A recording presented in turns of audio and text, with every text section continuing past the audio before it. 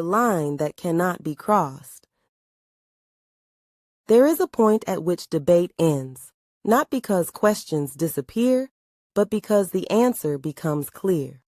That point is reached when enforcement requires the suspension of fundamental rights, when due process becomes optional, when bodily autonomy is disregarded, when children are detained to facilitate compliance, when lethal force is explained away as procedural error, when freedom itself becomes collateral damage. At that moment, the issue is no longer policy, it is legitimacy. There's a difference between legal and lawful. Legal describes what has been authorized by power. Lawful describes what remains aligned with justice, restraint, and human dignity. Something can be legal and still be unlawful in the deeper sense because it violates the very principles law is meant to protect.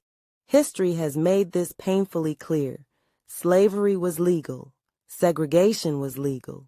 Internment was legal. None of these were lawful. So when enforcement demands the violation of individual rights, when due process is suspended, when children are detained, when violence is normalized, legality stops being a defense.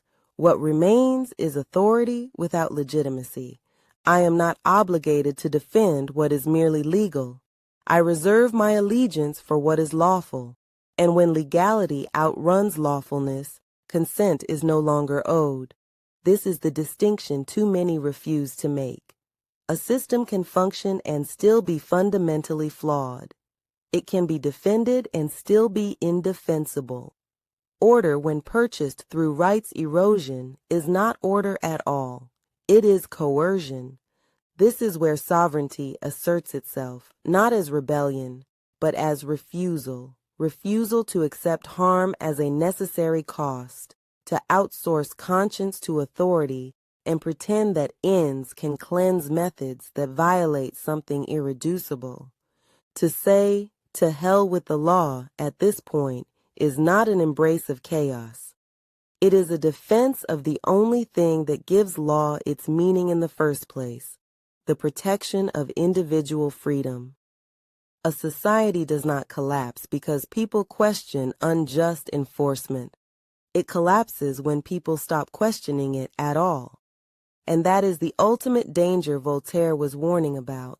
Not disagreement, not disorder, but the quiet agreement to absurdities that make atrocities feel inevitable. I am not against order or law. I'm against any system that asks me to abandon my humanity in order to defend it. That is the line, and it has been crossed.